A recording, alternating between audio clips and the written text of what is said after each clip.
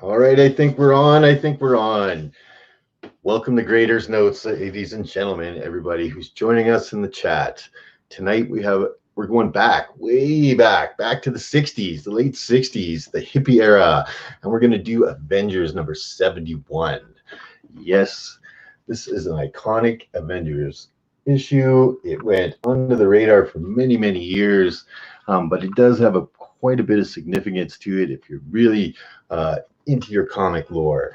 So, I, of course, am not reviewing this alone. I have others that are going to join me here in the chat, and I would like to introduce them. And I'm going to start with the mighty Metarog. Please, Roger, introduce yourself.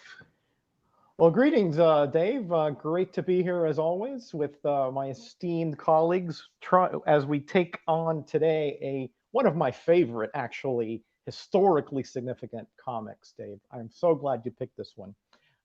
But as always, we're going to give this, the Graders Notes scrutiny. So nothing is sacred, if you know what I mean. So we'll see when we get into it, Dave, what it is that we each have our little opinions about. But overall, my friend, this was an excellent pick. Great to be here. Awesome. Well, we're always happy to have you, Roger, and I'm glad you're so into this pick. I was pretty into it myself. All right, so next on our panel, I'm going to go with David. Come on in. Tell us how you feel about tonight's show. Well, it was definitely a golden blast from the past, and it was kind of out of left field, but it was cool that you got picked, and has one of my favorite artists on it. So that's always a pleasure to get back to, but kind of an important story in some ways, and it's a real coming of age thing for a certain character. Good time. First thing I can shout out is the #1 poster so far in the comments. So welcome, Biggie. It's good to have you as always. So looking very forward to dissecting this book this evening. All right, thanks, David. And last but certainly not least, your friend and mine, Mr. Comichead 84. Kenny, how do you feel about tonight's show? Oh yeah, excited as always to link up with the Graders Notes crew. We got a classic on our hands, and excited to see how this thing holds up, baby. I think she's going to hold up pretty well. I mean, well, we'll get into it for sure. So let's just add everybody to the stream real quick. All right, so that's our 4 panelists for tonight. And I think we're going to go counterclockwise. Maybe we will start with Kenny. And Kenny, brother, can you start us off with the cover? Let's go right from the start. Yeah, let's do it. I've got the old pixelated version of the cover on hand, but that's all right. Here we go. Avengers 71.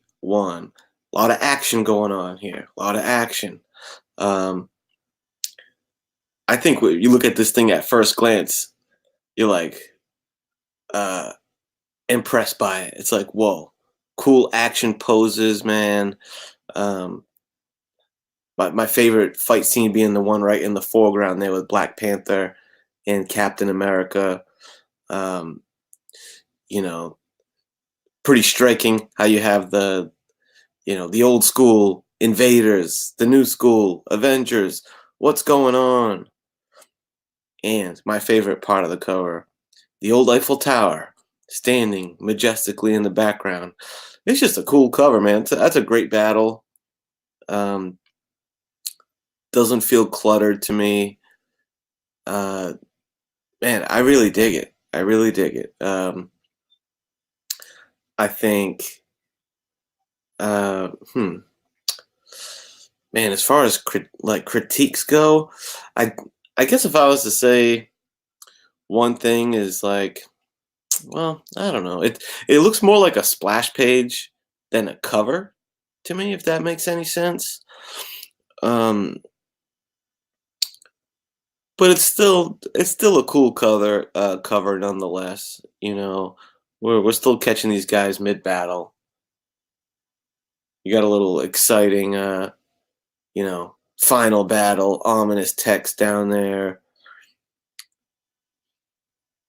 That's a page turner, I think, right? Title tag, title text. I've always dug the old Avengers, almost like kind of cartoony letters. I dig it, man. I don't know. I just really like the cover. I think all the action scenes look pretty cool. Background holds up. Um, you know, I don't want to give. I wouldn't give it a perfect mark though, because like I said, it seems more of a a battle page, splash page, than a cover design to me. So I'm gonna give it a 4. I give it a 4. I think it's great, and that's what I land on. 4. Boom. Boom, indeed. And if you're the other guys in the background while we're doing our thing, just know I am not able to hit turkeys or anything. You might want to just click on our faces so everyone can be audible. Click on the face so you can be audible. Yeah, there's like little squares at the top left of each of our screens, and it makes us big while we can hear everyone else. So you can still hear me. Yeah, and I can hear you. Yeah, I got you. See, it's all about in the know, right? You got to have Kenny on your side. All right, brother. So good assessment of the cover. Well, you'll see whether I agree with you or not. So next, we're going to go over to David and see how the genius of our group feels about this cover. Well, it's more like I'm subbing in for the genius. And by the way, thanks for everyone in the chat for stopping in. There's quite a few of you in there, and let's see what we can say. Yeah, this is a Buscema cover, Mr. Dollar Bin. So let's get into it. The cover, I only have the digital copy as well. Sorry about that. I didn't have the wherewithal to order it in time. So basically, I have it pulled up over here. You won't be able to see it. I don't know if you have it on screen share or not, but so a lot of what the illustrious Kenny said definitely rings true. And while this is a solid effort, and I'm a huge mark for Mr. Sal's work, but some things on this cover kind of turn me off a little bit. Let's get into. I hate to start with a negative on an artist like him, but first off, the background's really weak, and I agree with Kenny a lot here. This looks more like a splash page or an interior with the lack of detail in the background. Now the Eiffel Tower looks good. I'm not sure about the perspective, but it kind of does force the guys right to the forefront. I mean, it really looks like they're right in front of the proverbial camera, you know. But yeah, the background's just real weak. The back buildings are barely even scribbled in at all, and even the floor. What is that? A metallic tile that's down there. So it looks like they're almost like skating on an ice rink or something. I don't know. It's just an interesting look. I think this is a little earlier on in Sal's career, if memory serves, and it looks like he's still working on his anatomy because there's a lot of anatomy here that's a little bit questionable. Now, some of that is for stylistic reasons at the time, but like a lot of legs in here really draw an eye to where they shouldn't be, especially Vision up there. It looks like he's got the Gumby legs going on out there. So I don't like that. I do love that flame coming off of a Human Torch. Looks amazing. I love the way they draw him like that. Or actually, he's not Human Torch, he's Android Torch, but whatever. Namor looks a little funny. His legs and all that are like completely straight up. There's a lot of like little nuance in here that he doesn't seem to fall prey for, especially like when he gets into Conan, he has it mastered, all body movements mastered. But I think maybe he's still kind of learning the ropes a little bit here. I might be talking at my behind here, but that's just what I see. Like Cap's arms a little bit scrawny compared to the rest of them, so just lots of little things. And I'm not sure if the inker gave him too much help because there's a little too much ink on like Black Panther. Of all characters, have too much ink on. Like his face is completely shrouded in shadow. Like basically all the front of him is completely shrouded in shadow, and he doesn't really need any more color on the front. You need him to be more vibrant so you can kind of see the details a little better. But so all that sounds like I'm really tearing this apart, and that's just because I know how good he will turn out to be. But there's a lot of good going on here. Great action going on here. This is the kind of thing that makes kids want to buy a comic book. There's lots of action inside. And then when you team up, you can never fail to sell a lot of comic books by putting two superhero teams or just individual superheroes against each other. And this is basically some of the biggest characters of the time out there against each other. So, I mean, it's pretty cool. I like the action poses, and it looks like they're, sort of in fight for their lives, and small nitpicks aside, it's a solid cover. There's a lot going on there that I find kind of hard to excuse. So I'm gonna have to go with a serviceable in this one, the 2.5. It pains my soul because, like I said, I'm a huge Salve guy, but there's a lot of good in this cover, but there's a lot of weakness too. So yeah, I have to go with a 2.5.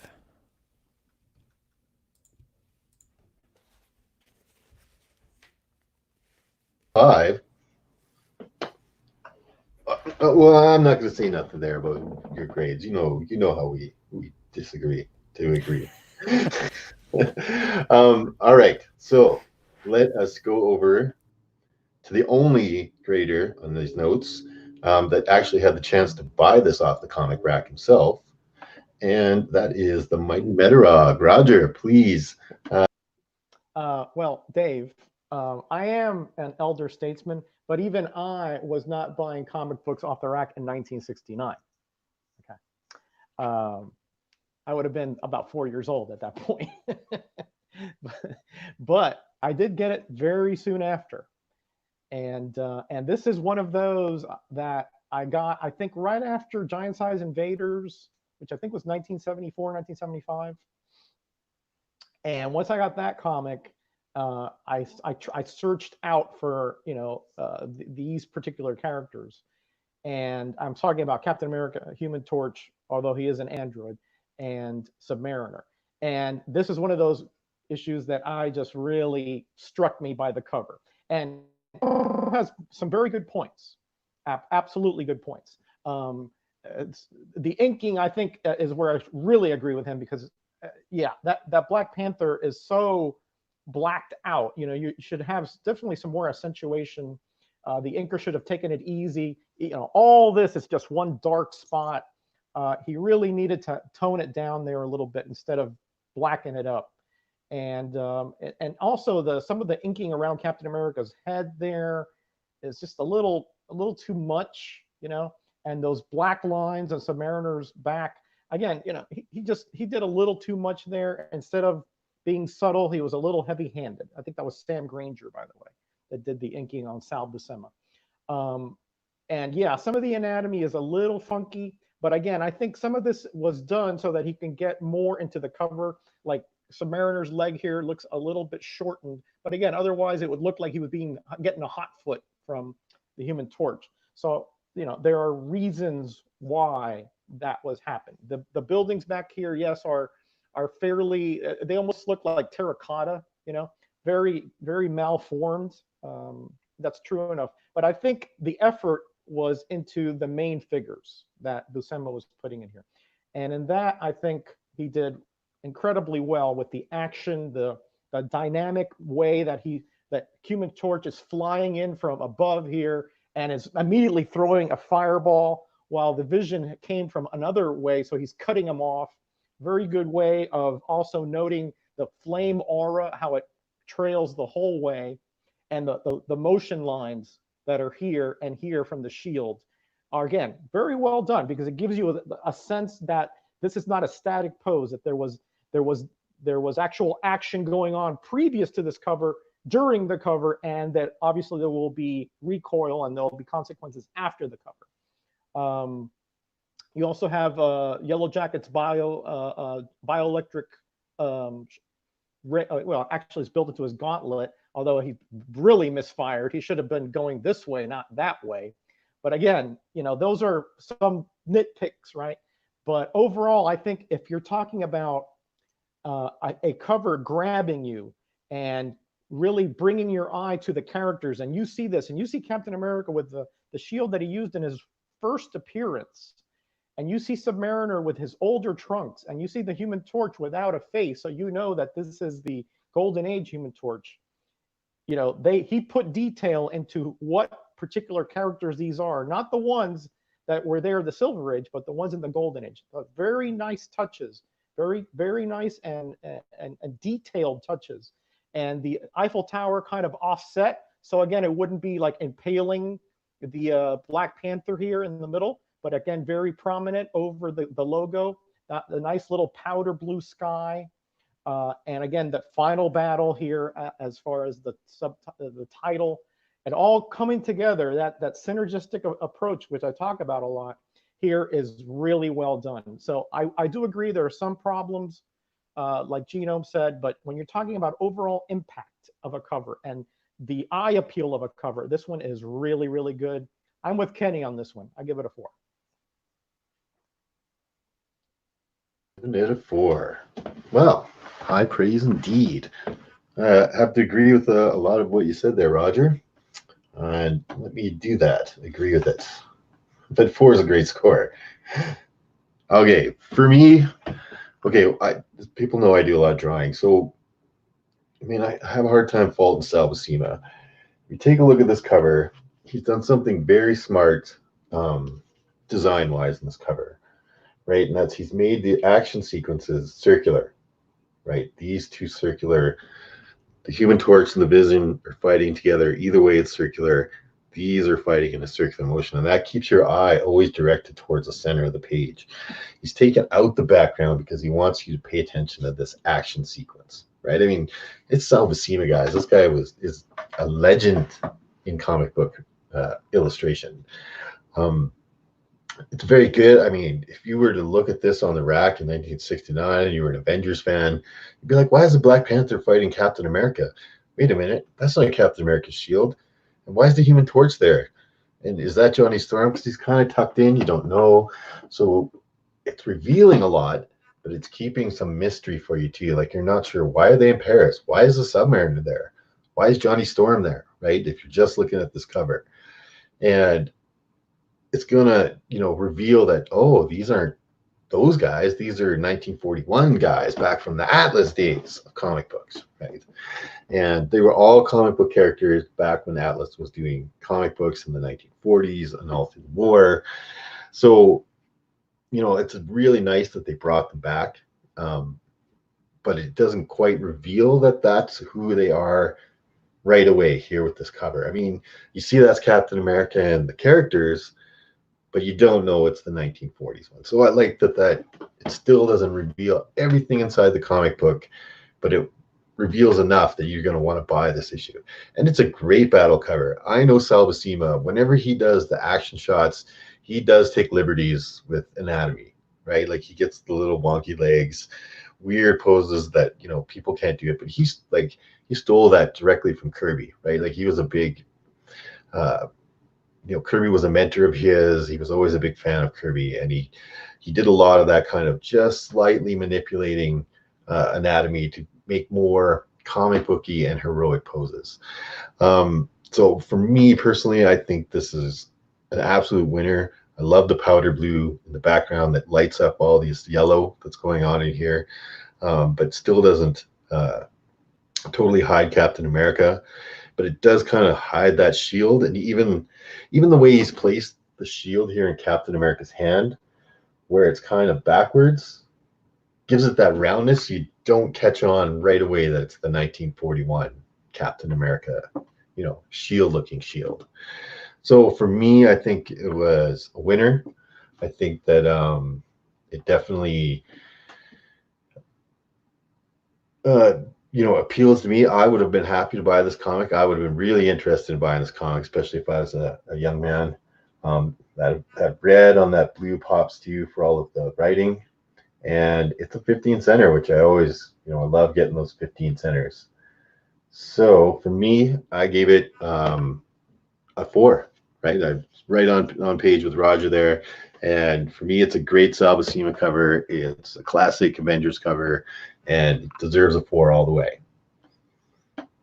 Nice, Dave. So next what we're going to do is we'll get all my graders come back here, and we are going to ask the 5th grader, and that is you, the chat. Give us your grades, your assessment of what you feel this cover is. You guys go ahead and give us your grades now. We'll have a little discussion amongst ourselves. You can listen in. Yeah, one thing I didn't get put a 3 down.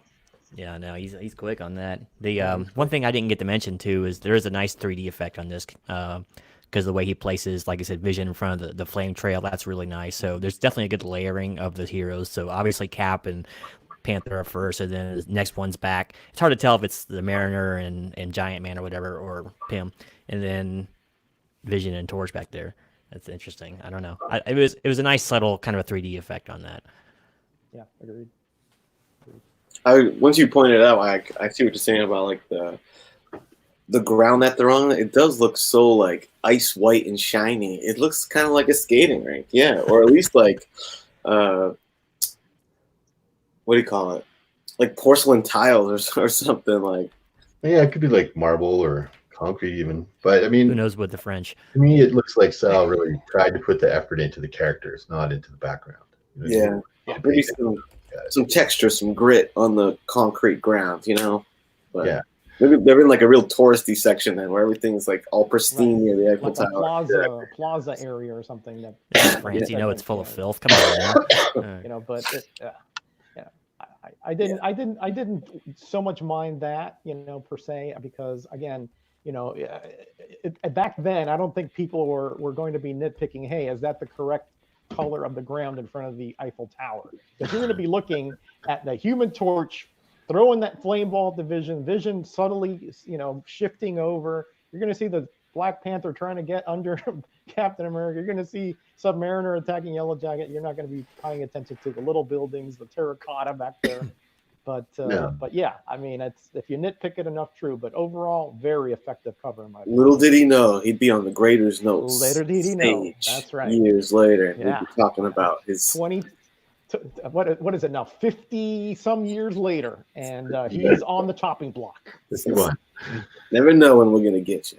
But yeah, I mean, I was grading this cover. I didn't even notice the ground. I was like, whatever. Like that. That doesn't being played. I was like, check out that Captain America. He's awesome. He's kind of like dark looking, you know. Are we ready? Everybody in? Everybody, all the. Let's give him another 30 seconds. How's that? And then, All right. That'll work. Then we'll hit Kenny and Timer his set. amazing Got all the abacus. grades in. Yep. Get the abacus ready here. All right. All right. Here we go. Ready, Mr. Kenny? Yeah. All right. We got Unruly with a 3, right off the bat. Oh, now he changed it to 3.5. Oh. He updated it. I guess we changed his mind. Okay, good. 3.5. Biggie Shat going with a 4. Steve Whiting, how you doing, buddy? 4.5. Joe Bag of Sevens with a 4. Russ coming in with a 4. How you doing, buddy? Grayman, our alumni from the UK, 4. Dollar Bill Fodder, welcome, 3. Christopher Joy, welcome, 4. And that is all. Nice. All right. Thanks for everybody for putting in a grade there. So I think we're going to move on. We're going to stick with the art. We're going to do the interior art of the book. Okay. That was a chat grade of 4, by the way. Chat grade of 4. Okay. Chat grade of Very 4. very smart chat, obviously. Sorry, That's Gino. right. Both of us got one there. Wait, I totally lost my train of thought, you guys. Oh, Damn sorry. it. Interior all art, I right, think we're you were moving saying. on. We're moving on to the interior art. So this is where the rubber hits the road. I mean, the cover draws you in, but it's the interior art that's going to make you a fan of this book, right? So we are going to start off with David. And David, my friend, how did you feel about Sal Buscema's journey into Avengers 71? Well, I'm going to say there's a definite improvement. A lot of times, you know, especially when the same artist works on the cover, the best art is saved for the cover itself. And on this one, I find it the inverse. I like the art inside much better. So once again, I'm sorry I can't show it to you guys, but just trust me, I'll try to walk you through it as quickly as possible. So a lot of this is reminiscent of, like, when I hate to keep bringing it up, but like a Conan book. There's a lot of like kind of lush staging areas, places where the people are in this. Some of the same issues pop up though, and this is kind of indicative of his art too. Not a lot of backgrounds. There's a lot of just bland, you know, color backgrounds back there. Doesn't really take away too much from the story, but it is definitely noticeable. But the foreground stuff that you do see in the characters look really, really good. There's still a couple of kind of a quirky. I mean, even the very first page has some questionable leg anatomy and all that. But I just like this. I love the way he draws this, and he kind of draws, because a lot of this is there's like a supernatural bent to this, sort of, with the Black Knight communicating with his past self or whatever. But and he does that stuff so well, like flaming braziers and um, like astral projections and all that. I love the way he draws that stuff. It just looks so good, and it's a really good storytelling style to it, much like a say like a Neil Adams or something like that. I find, but it's definitely mostly a treat for the eyes. A lot of action panels, and just I don't know. It's solid throughout. I can't give it a perfect score because of that. And I don't like the way he draws Kang, but I think the Kang character always looked goofy anyway, so I don't think that's his fault. But he has like these giant like pantaloon boots on or whatever. And I don't really care for that too much, but that's just the character. That's not Sal's fault. A little bit heavy-handed inking on this one inside too. Kind of detracts a little bit, but there's some shadows thrown, which is a nice little touch. And yeah, just good, solid stuff inside. Much better than average. There's a couple of really good action scenes in there because there's a lot of action in this book. Of course, lots of fighting going on, and Sal just he knocks that kind of stuff out of the park. I love his action sequences. It's some of my favorite in all of comics. So, I'm going to ding a little bit for some of the inking and some of the very kind of a lot of subpar backgrounds, to be honest with you. But other than that, just a real solid effort. I'm going to give this 3.5. A lot of action, a lot of pretty decent detail on a lot of the close-up stuff, but could use a little bit more. But once again, maybe there was time constraints, so I give it 3.5, much better than average, and I think it's a solid improvement over the cover. 3.5 for the interior art. Well, okay, I can. That's a fair assessment on that one. So we are going to move along. Let us see, Roger. How much did you love this interior art? Please tell us. I think I actually liked it quite a bit, and I think Genome hit some really salient points, which I'm going to show here, so just people know what he was talking about. There's the brazier, the smoking, really nice. The way that the perspective is here with the Black Knight coming down. Those steps look like a little too close together, but otherwise, I really like the kind of quirky slant there. It really gives you a sort of an illusion of, hey, this just occurred. He just like stepped out of something, and really nicely done there. I think his backgrounds on the interior, I would have to disagree with Gino, are a lot better than the cover. And I'll show you a few. There are some times that he didn't do a lot of backgrounds, but that was more because he wanted to accentuate the figure or some element. But if look at this, the older Sir Percy Black Knight, very well done. And again, you can see it's sort of like lightly inked, so you can see it's sort of like a ghost or a spirit coming out of that brazier. Really, really nicely done. Really, look at the shadowing there. Really, obviously the light coming from the bottom. Again, really well done. I think the inking was a little heavy-handed here and there, which wasn't like great. But not nearly, I think, as bad as those lines on Sabera's back. Yeah, Kang with those waiters looks real goofy. That's a very awkward-looking walk there. But again, that doesn't really detract from the incredible action scenes that are in here. I mean, Gino was right. This is like wall-to-wall action here. It's either setting up the action or the action itself. Look at the background here of this building. Very well done with the Nazi flag. Look at the ornaments, the inlays of the building. I thought those were pretty well done. There's shadowing here where there's like an open park area. And look at here when when they come out from the past, that he has this effect, this bubble effect. So that they didn't just appear out, from the street. They came from, from the ether. I thought that was well done, and the reaction there. And here you see there's no background, but man, look at that. That is awesome. And you're seeing 3 against 3, the Golden Agers versus the Silver Agers. I mean, come on, that is some really good posing there. Man, again, yeah, some of the anatomy is a little funky. Here, the background is non-existent. I'll give you that one. But look at the expression there, and all different, the different little spurts of energy and so forth, and the kind of hypnotic kind of swirls here, showing that he's like traveling through time there. And again, some more energy. I mean, just really, just so attractive to the eye. You know, it just is like you can't wait to see what else he has coming on here.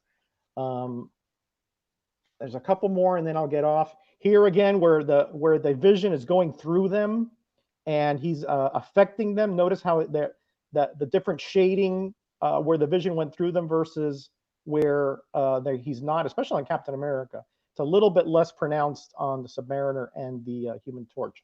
So and it goes on. And storytelling wise, his art is off the chains good because everything flows so well. You know, there's no like, oh, what happened in that previous panel? What's happening? It doesn't have anything to do with the next. No, it flows with the story elements. Okay. And that is a skill, believe me, that a lot of artists do not have. And look at this big semi-splash page right there where Kang is zapping them with the death power that he was given. Again, look at the cringing. Look at the different poses. Really well done. Again, I do think that the inking really detracted here and there. I think the backgrounds, there was a few that were kind of wonky. And yeah, the Kang figure was pretty bad. But overall, I got to give this the same score as the cover. I go with a 4. Giving the interior 4. Pretty decent marks there, Roger. All right, so continuing on with the interior. Take my friend off of the stream there. I guess it's my turn next. This interior is, you know, I think Sal was having a lot of fun because it looks like he put a lot of great effort into this interior in particular. I think this is one of his better issues. Yeah, splash pages. They're like everything in here is battle. Very rarely do you find a page that has more than 3 or 4 panels on it because he's filling them up with action, right? 3, 3, 3, right? Everything is big and bold.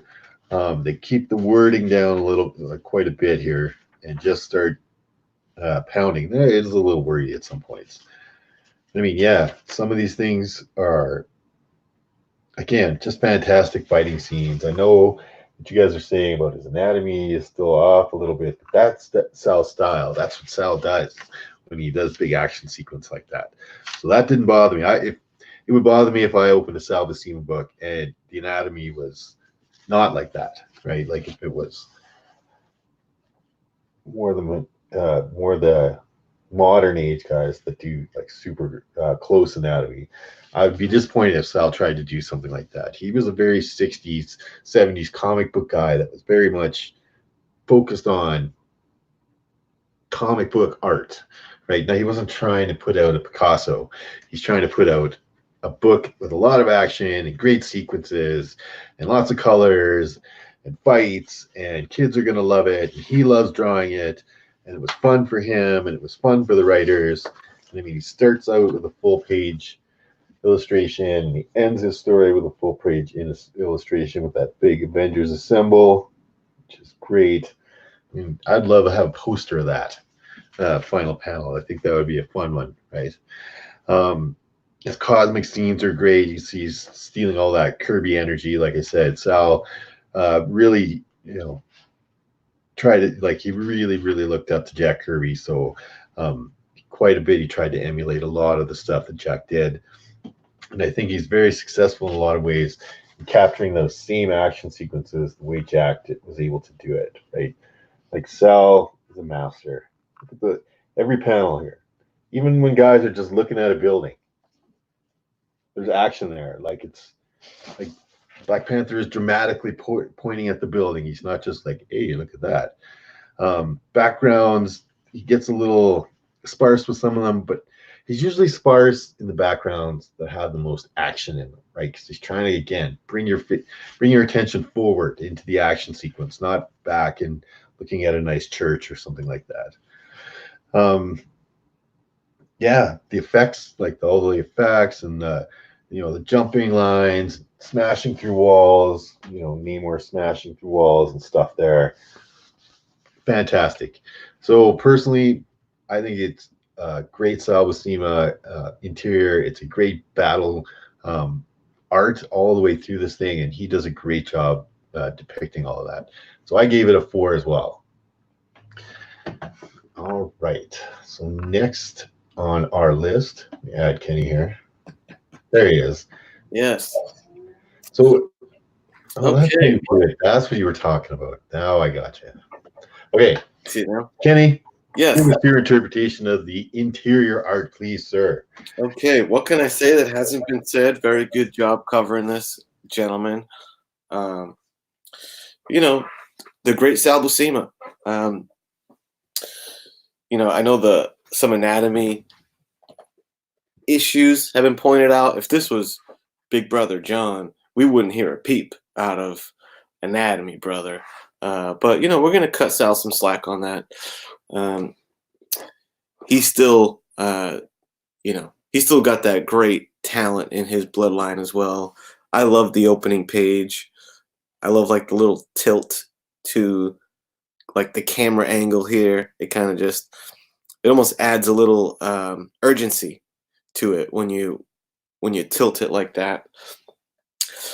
I also put in my notes that everything is like big and bold and clear, and I think just about every page is only like 4 panels. Most of the book is 4 panels, and that just means that it flows well.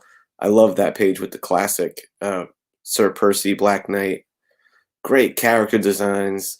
He has like a good command of finding that sweet spot of not making the heroes built like big steroid freaks, but also not drawing them a little too light in the loafers. You know what I'm saying?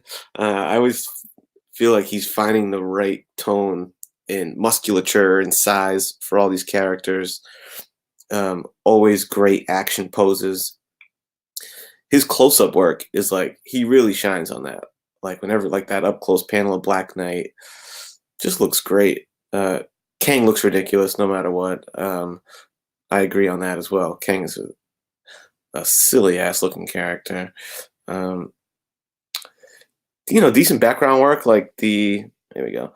Like these buildings look good. Buildings look good. That's about as much detail as you need. In pages like that. There's some that are a little light, but I think a good artist kind of walks that line of knowing when to highlight the figures, like he does right here, and knowing when to give you some background. So, the lack of background on the first couple panels here don't really bother me. Cool spiral effect. That's all great to me. I don't know if this is credit to the artist or the writer or the letterer, but the onomatopoeias that go on in this book are great. Little zrap, little thwack. I'm always a fan of those. Creative sound effect choice on that. I love the way Sal draws Submariner. Really love it. I think he looks great throughout the whole issue. Everything's clear, and with all these heroes fighting like this, there's a lot of battling going on. There's a lot of potential for things to get kind of muddied and stuff like that. So, much like guys like Perez and stuff, he has a good command of balancing a lot of characters on the screen fighting, or page rather, fighting.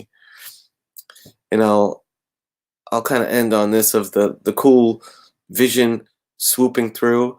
Yes, I liked the kind of the color displacement that he leaves in his streak, but I also really like here the outline of the panel on this side is created by the swoop, so I like that the curve of the panel is all whited out with his streak as well. So yeah, good stuff. And then I love that page. That might be my favorite panel right there, with Thor kind of in the foreground saying "Your ass is grass, Kang." Really cool team up. So boom, and of course that last, it's like a little pin up back here. Pretty cool. So I don't have a lot of concerns. It's not a perfect score for me. I went with 4 as well. I think it's a solid 4 effort for Little Buscema, little Sal Buscema. Nice. Nice. I think it's a solid effort as well, sir. And good assessment. So let's go with the chat. Let's see what these guys have got to say about the interior art. Guys, if you're out there in the chat right now, please give us a grade. Tell us how you feel about Sal Buscema's interior. We'll give everybody a few minutes to get their scores in there. I was you mentioned it too, Kenny. I didn't have it to show, but that very first page, he does that really cool trick that they do in the movies by slightly tilting the angle to make you feel like kind of off put and like have like this supernatural bend to it. That's a really nice touch. Yep. Oh yeah, he's the master, man. This guy, I mean, you look at the work he did in Hulk later and stuff. Like, I like so want to like a Sal Buscema tattoo of some kind. Like I do. I want one. A Sal Buscema what? This is A Sal Buscema tattoo of something. Oh. this is very early Sal Buscema. It is because I think he started maybe a few months or so before this issue. I think Chris was saying Marvel. Yeah. Chris in our chat was saying that this was his second year at Marvel. Like, it must be early in the second year. It's possible. Yeah, it's possible. I mean, but I think he was inking he grew. John on Silver Surfer in his first year, maybe. Yeah, Yep. he probably didn't get to illustrate a lot of interiors yet. Yeah.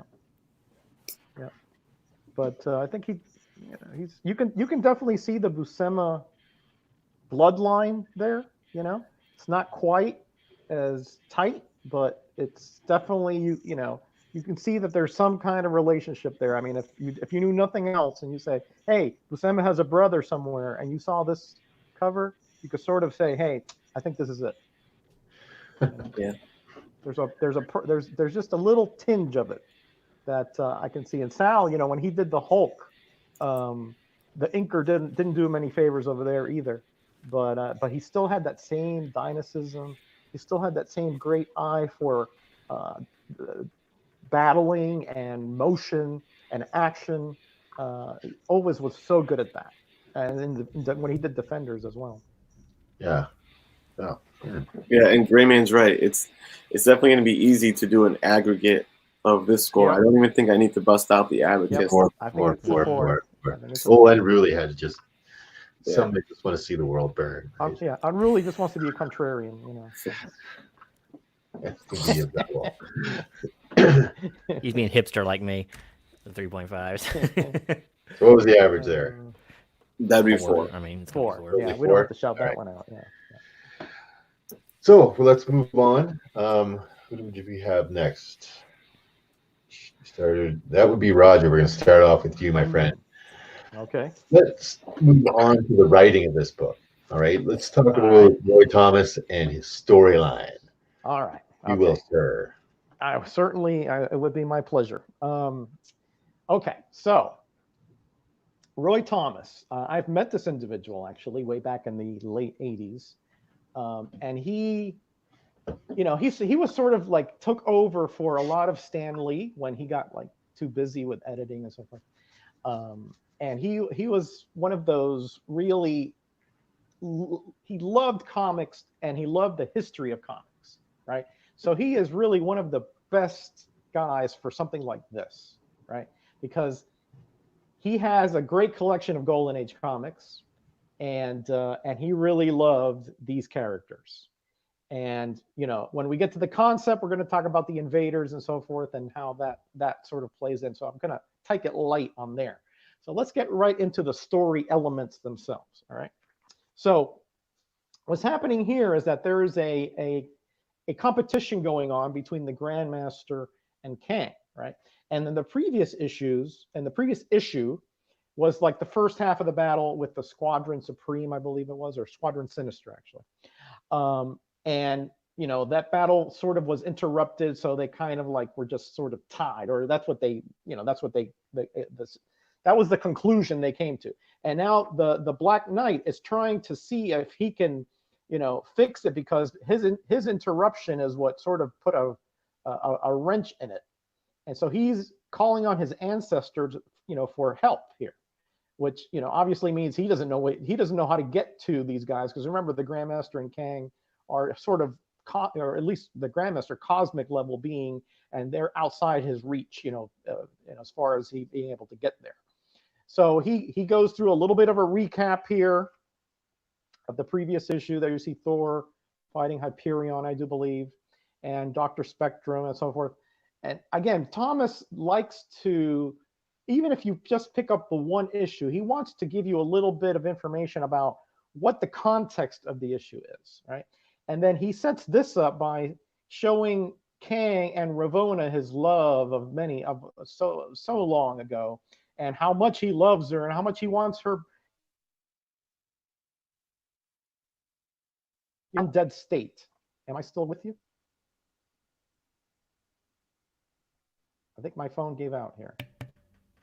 Well, I still hear you. No, you're okay, You Roger. still hear me? Okay. All right. It's freezing up, but I still hear you. It's freezing up. Yeah, I don't know what's up with the phone here. Okay, I think. Okay, there we go. All right, and then the Kang has the Avengers, and the Grandmaster has the three characters from the past. I'll hurry up here. So they fight, and obviously the Avengers do win, right? But again, he gives a great homage here to the Golden Age heroes. He knows his research. He knows the shield was only used in that first adventure from back in the early 40s. He knows about the attitude they would have about anybody coming into Nazi occupied territory. Though that is the enemy. Okay. Again, he's a big student of history as well, right? And then finally we get this. Once the battle is over and Black Knight is able to get over there because of his relationship with his ebony blade, and he gets all the rest of the Avengers loose, but Kang does win. So essentially the Grandmaster says, well, I promised you the power over life and death, but since the first half was a stalemate, I can only give you power of life or death. So he either has the choice to revive his love of long ago, dead or sort of unliving love, or to destroy the Avengers. And he decides, guess what, to destroy the Avengers, right? So that tells you how much of a curmudgeon and how much of a creep and how much of a non-loving attitude that Kang had. But of course, he flubs it. He doesn't do it. He gloats, and at the end, he's ultimately defeated. So again, I'm going to leave some bone for the rest of the guys, but this is the Silver Age stories that you just sort of like, it's like honey dripping from your lips, because you can't wait to see what that next little angle is, what that next little twist is, and the way that the story flows. It does go back and forth a little bit because again, we're talking about two different areas, one with the Grandmaster and Kang, and one in the past where the Black Knight is trying to get there. But the subplots there are just really good because you got the Black Knight subplot, the Avengers plot, and you got the Kang. Ultimately, this is more of a Kang-centric story if you want to know about it, in my opinion, because he's the one who has to make the pivotal decision here, and he really flubs it. So I think the story was well done, well crafted, had good flow. It was a little convoluted at times. You really had to know what was going on even in previous issues. But again, he gave you a little recap to sort of help you out there. I want to give this a higher, is where I would give it a higher score than the story, just because it gave me what I wanted, but it rushed it a little bit here and there. And I think that Kang decision was just it's wrong. And I don't know if that's wrong for me or wrong because I didn't agree with the story, but I gave this a 3.5. Definitely better than serviceable, really well done. A little bit too much muddling here and there and going back and forth, but I think still within the frame I'm talking about, a very enjoyable story with good flow. 3.5. Nice. All right. So 3.5 for the writing from Roger. it's going to be my turn here to talk about the writing. Let's get that. All right. So the writing in this book, it's a pretty good story, man. I mean, you have this whole thing where you've got, Black Knight, he's got he kind of jumped in here unexpectedly from all the combatants and like the two guys that are betting, Kang and the Grandmaster, and mess things up. So now he's trying to make good. And meanwhile, Grandmaster and Kang want to continue their bet to see, whoever wins gets to destroy the Earth or not, right? So they, that's such a fun, like it's a fun read. Like you're reading along, and like I said, they don't dawdle on a lot of plot and scripting in here. Like you get a little bit of like feelings that Kang is, doing this so that he can bring back his lost love. You get a feeling like the Black Knight, you understand his whole role in this. He writes it really well of like how the Avengers end up meeting the invaders, right? The original 1941's guys. The story moves along quite well. I mean, they've got some great lines in here. Namor punches. Who's he punching? Punches Hank in the face there, and he's like, "You suddenly stop talking. Could it be my fist in your mouth?" Like like striking him, right? So I love stuff like that. I do like that it's a 1969 comic, but they don't play on the whole, yeah, man, dig it, like we've been reading in the last few issues of. They always seem to like go to these old colloquial terms and stuff. The characters still talk like normal people. They're not trying their best to get into the lingo of the time, the parlance of the time, as it were. So I like that. I like that the story flows. I like they don't focus too much on like the characters having be soliloquies or stuff like that. Basically, the characters like, I got to do this. We got to do this. I'll bet you that. Okay, let's get the heck out of this situation. And bang, bang, bang, let's fight. Right. And there's a lot of fighting. So I think Roy was smart and he moved the narrative along quite well. The characters aren't filled up with a bunch of cheeseball lines, which we've seen in lots of comics that are like, why? Unnecessarily, right? Like the characters are basically saying what I would say if I was in that situation. Like, holy crap, we got to beat these guys and we can't, but we're good guys and we know they're good guys. We can't just beat their heads in, right? Like, so it's good. How they get defeated and stuff, it's a little sudden, but it's comic booky. And one of the things I really appreciate is if you know about the Vision, you know that he was retconned to be Toro. So in this comic book, Vision is fighting himself. Right, he is the original Human Torch, and became Vision. So, anyways, for the writing, surprisingly enough, Roy Thomas, I find him quite hit and miss, but again, he was writing a lot of stuff. So I give the writing of this book a 4. I liked it. Cool.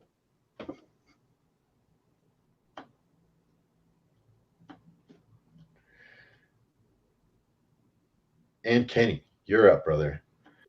All right. Man, I'm not. You know how my hosting skills are. Right. All right. So yeah, Kenny, you're going to be up. Please tell us how did you feel about Roy's writing throughout this one? Yeah, I mean, it ain't Shakespeare. You know what I'm saying? I think, I do think I did find moments to be a little convoluted. I understood that it was like a continuation of another story, so I'm like, okay, I'm going to take that into account. Like some of this time travel that's happening, I didn't necessarily really get why any of that was happening, and I didn't really get, how the Black Knight had the power through his sword to kind of do all the kind of time jumping and gather everyone together essentially on the strength of that sword of his. But you know what? I rolled with it. It definitely hit some cliches that make me like roll my eyes a little bit to some of the comics of this day, like a lot of characters announcing what's happening. Mm-hmm. Like there's one where like an enemy is shooting. I think he's shooting the Black Knight, and the character announces, "Oh no, my beam just got deflected by his sword and is shooting me back in my face." Like stuff like that. You can kind of just let the art show you that, you know. The whole hero versus hero thing. I kind of wish, I know they plopped them in Nazi occupied France, but I wish they would have put the Avengers in more of an incriminating situation to make the invaders want to whip their ass upon showing up, because, you know, in just like a couple pages before, the Avengers are zapping some Nazi fools right here. So they're, you know, that's some anti-Nazi action right there. And then, you know, the invaders just pop up and they're like, "Oh, what's up, Nazi scum?" Like they don't assess the situation in any way. You know, Captain America is an American field general, brother. You know what I'm saying? You would think that doesn't strike me as a shoot first, ask questions later kind of guy. Maybe Submariner is, but they just go straight to battle. It's like as soon as the invaders pop up on the screen, like the next panel, that's it. It's fisticuff time. But again, we don't want to apply too much logic to it. I get it. It's time to see heroes fight each other. That's fine. But sometimes, you know, I would like to see.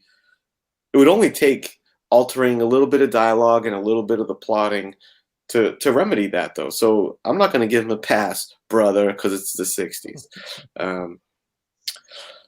One thing I will say is, even though there's not a lot of, you know, depth in some of these interactions and stuff, what it doesn't do is bog the story down with speeches and unnecessary stuff. It moves, you know. So I think they get it. Of like, look, we're not going to tell this deep war and peace story. It's a comic book story. We're just going to keep it moving, give you what you want to see. So for that, I appreciate it. Kang is really incompetent at the end, where, you know, I get it to make the decision to not save the girl. It just further supports that he's a cruel guy, you know, and he's petty, and he would take revenge over love, and maybe his love isn't that sincere to begin with. So that was fine. I thought that was okay, but boy, did he ever blow it. The guy's like, "You have temporary absolute death powers, brother. Do your thing." And he totally is like showboating and just totally botches it. Then the last thing I'll say is Black Knight becomes honorary Avengers member, which is cool. And it's almost funny, like the straight up cheese moment at the end, to like, it's almost like they did a photo op to nobody at the end. They were like, "Hey, you joined you're part of the Avengers now, Black Knight. Let's all get a Whoa Bundy together." Like, that was kind of funny. But hey, it makes for a cool last page. So campiness, fine. But again, when I'm comparing it to some of the Neil Adams era Batman stuff, some Warren Ellis stuff that we've reviewed, I'm going to compare it to that. So the story on this got a 2. Two alone. Dose. Dose. Yeah. How do we get everybody back? Rough. There we go. All right. So 2, not impressing you with the story. I mean, yeah, it was fun, but you know, I know it is fun, and that's what I love about Bronze Age comics. They don't take themselves too seriously. Anyways, we are going to move along to. Is that everybody for the writing? Gino, Gino, right? Well, I figured you didn't want me to talk anymore, so. Gino Okay. is missing. Everybody. Everybody. All right, one more guy. Sorry, I was just losing a little track. You guys gotta help me out here. Anyways, we will go with David. And David, please tell us what your opinion of Mr. Thomas's writing is. All right, so this one is first thing is you can smell this very clearly of what like the era it was written. It's this reads like a Batman syndicated TV show kind of. It's a lot of self dialogue on what actions people are taking. Let's not get into that too much though. But first off, let's say this is almost like this Luke Skywalker story. This is like a perfect Joseph Campbell one shot story. You have basically a real, low tier character in Black Knight, and he has to be the one to fix everything. So he does that through a series of time travel, and suddenly now I don't know if the blade, because his blade is magical, is the reason it could hurt Kang at the time, because he was invincible to beyond Lenore for some reason. I don't know what that was about. So for some reason, the Black Knight's weapon worked, and he's able to save the day at the end. So it was from beginning him starting off kind of weak and messing things up to coming back to fix the problem in the end. So it was kind of his story in a way, which was kind of cool. I didn't mind that at all. It's nice to give a little bit of shine to a lesser known character, and kind of set him up for, membership in the future. I like how at the end he says he's going to stay in England, but just call me if you need me. I like that. He's like, I ain't moving across the ocean for you guys. Apartments over here suck. I like my flat, but I got a mortgage, guys. Be my dream man, I'm sure. After like when we dissected Cat 350 a couple of shows ago, in this book it does it very well, because like the inner monologue will be like one panel, and then it just moves on to the next thing, and then some action happens or something and moves the plot forward. There's no pages upon pages of monologue going on. It's real clear and concise and to the point. It is a little convoluted and disjointed, but I can get past all that. Kang is a super genius, but he's also a super idiot at times. It's just how they wrote bad guys back then. They weren't deep and nuanced like Doctor Doom or anything like that. They were just usually good or bad, and they always messed up at the end like a bad Bond villain. So yeah, he definitely had the power to cause mayhem and win the day, but he picked vengeance over love, and I guess that's the overall story is that. I don't know, but I kind of dug that. Time traveling was interesting, cool. It's cool to see them go 4,000 years in the future. All we see is Kang's basically throne room area or science lab area. So you don't see anything else in the future out there, but I like the idea, the imagery of going 4,000 years in the future, knowing that Kang is going to be in charge somehow. And I really love the idea of like two really powerful beings, like just betting on the Earth, like a bad Star Trek original series character, just let's have some people fight, and whoever sides wins, I'll give you power, or you give me the Earth to destroy. So I kind of like it, and I liked, how at the end he's like, well, stalemate. You get half the power I promised. So I was just cool, real flippant, but I kind of dug it. But yeah, story just moves along. There is the cardinal sin, and this got mentioned. This is almost like a first issue when every hero has to, or every combatant has to basically spell out the powers they're using and how they're using them, why they're using them. And like I said, that dialogue with the guy getting hit with his own laser blast was hilarious, because he'd already been hit by it, but he's still talking, and it's like whatever. That was just so corny. It's definitely not needed. But yes, a lot of I'm going to shoot my fireballs. Oh no! But Black Panther's agileness got out of the way, and it was just. Yeah, that was like watching a Batman show. But yeah, other than that, I won't hold that too much against it. It's a product of the time. So I'm going to go ahead and give this one just a 3.5. I was going to go 3, but this one gets a little higher, because I do like the banter back and forth between Kang and the omnipotent being. Name escapes me for the second here. Grandmaster. But yes, Grandmaster. I'm sorry. I'm thinking of Grandmaster B from Married with Children. But yeah, so just a fun romp, and it was a 16 book, and it sounds and reads like one, but better than average, 3.5. Okay, 3.5 is a pretty reasonable score for writing in this book. So. All right, so now we've gone through our live panel. Let us ask the chat what do you feel about the writing of this book? Was it good? Was it bad? Is the time travel too much? Is it weird that the Black Knight's in it? Do you like the Black Knight's in it? Is it great that he finally joins the Avengers? Is the Grandmaster screwing with your head? Anyway, give us your opinion of what the writing is all about here.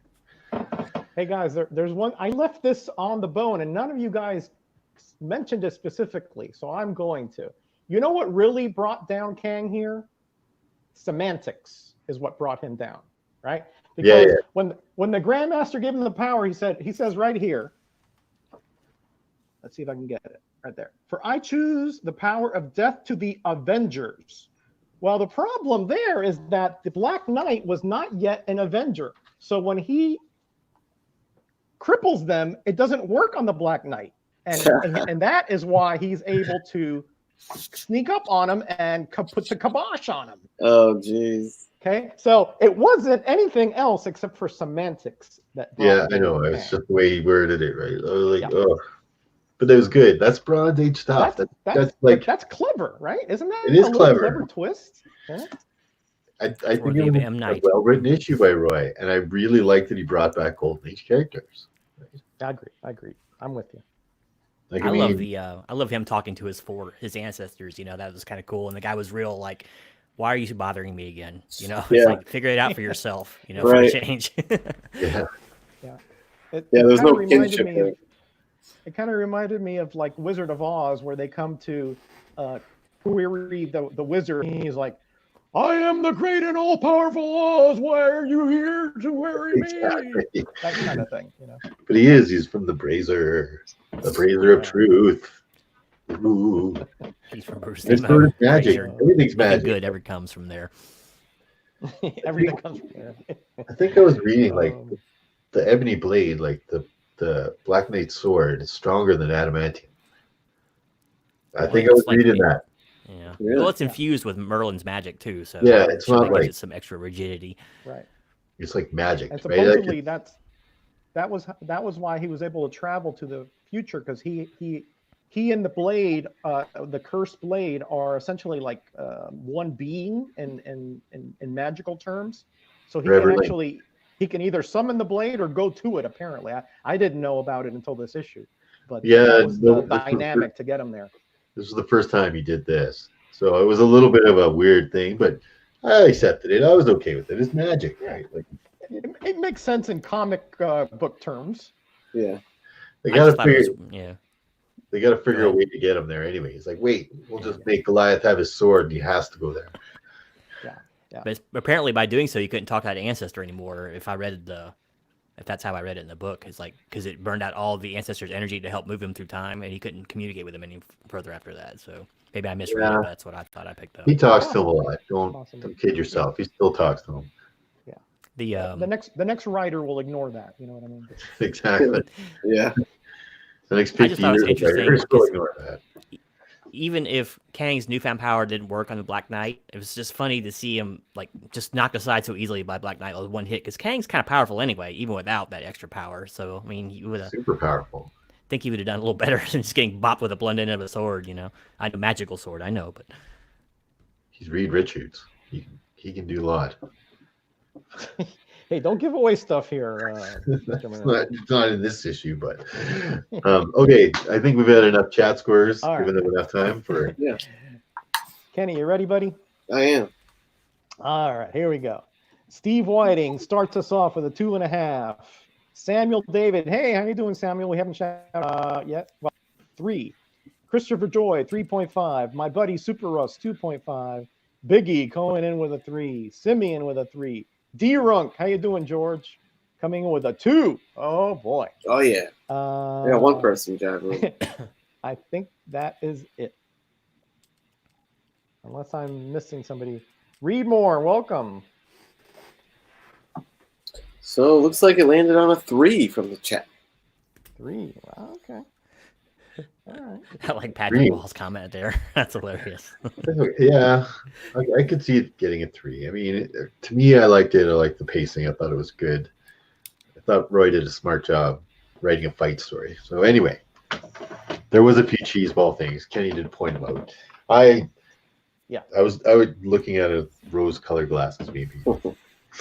Yeah, Patrick is, but yeah, that's the thing with movies is they're pretty good at doing the old redesign. You know, Yeah.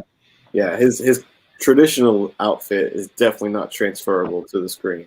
No, unless it's No, the Rocky Horror Picture Show. no, Yeah, Oh man. unless he's going catfishing. No. right. Anymore. Anyway. So next we're gonna go concept-wise. Okay, so we'll see how this whole concept thing. I'm gonna start us off here. So concept of this book I thought was pretty good, right? I mean, you've got these two galactic beings fighting over Earth. How can we make today's Avengers fight against yesterday's Avengers, but still be in the future, but back in the past? Like through, it's a big washing machine of time travel, and these guys are in the future, and these guys are in the past, and these guys are in the present trying to get to the future, and these guys are trying to get back to the present, and but they do a pretty good job writing that all out. And in between all of that, they have this huge battle. Battles in the future, battles in ancient Paris. They're bringing back Golden Age characters. Like, how many times previous to this, like, I know by this point, Submariner had his own comic book, Captain America has his own comic book, but Toro, like the original Human Torch, how many times have you seen that guy since the Golden Age, like in Marvel Comics? So it was cool to bring him back. Um, the overall concept leading up to like the Black Knight, you know, basically saving the Avengers' lives and then having him join the team. I love that. Right? Like it wasn't just like, hey, you're a superpower guy. Like he actually proved himself, went 40, 400 years into the future, saved all their lives, and then, joined up, right? Like, so I love it. I love it. It's very Bronze Age. It's very the concept of this whole thing. There's no dramatic. Nobody got pregnant. Nobody's losing their clothing, right? Like it's very Bronze Age, the whole storyline, and the concept fits very well into that whole thing, right? It's very much a Bronze Age story, and I loved it. And I gave the concept of this book a full-on 4. Nice. So that is my take. Nice. Boom. Nice. We already know your score. We already know your overall score. My overall score 4. Yeah. Pretty evident. Pretty evident where it's going. Yeah. Well. All right. So next we're gonna rotate around, and we will bring in Roger. Roger, how did you feel about the concept of this storyline? Well, I have to sort of hedge here a little bit because I think the concept and with knowing the foreknowledge, or actually the future knowledge of how this will lead into one of my favorite series, which is the Invaders in the future, probably taints me a little bit, and my bias will go that way, because if I take it just as this issue alone in a vacuum, I would probably put it in the 3.5 range. We have a story where essentially they're showing just the sinister and just the cruddiness of a character and just how vindictive they can be, and they illustrate that by the choice to essentially revive the love of your life, and vengeance is chosen over that. To me, that is just the worst, the most crummiest decision you can ever make. So, I mean, to me, that's upsetting, but I think the concept is that to sort of illustrate what the Avengers are up against. These fanatical beings or groups that just want them gone, right? And but the dynamic of using these heroes from the Golden Age, back then there was a period of time there were the All Winter Squad with some other members, and I like the nuances of bringing Captain America with that mentality. I remember that this is Captain America probably in his second or third mission, so that's why he's so like aggressive, and he hasn't quite matured in his battle strategies and in his wisdom yet. And so they're rushing to it. The Submariner, the same thing. He has always been a bit of a hothead, and Human Torch, kind of was a little more in the middle as far as manner go, but still, he could really get out there. And I think the concept here is to sort of say, hey, this is the history of Marvel Comics, timely. We don't forget it. It's there. It's something we recognize. It's something we want to show you. It's something that we want to bring back. So this might have been sort of a portent or a test to see how we would react to these older characters in that scene.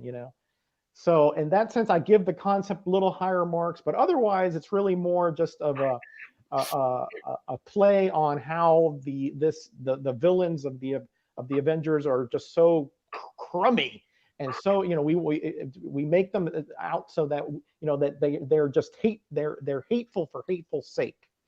But because I know the Avengers are coming, the invaders are coming down the pike.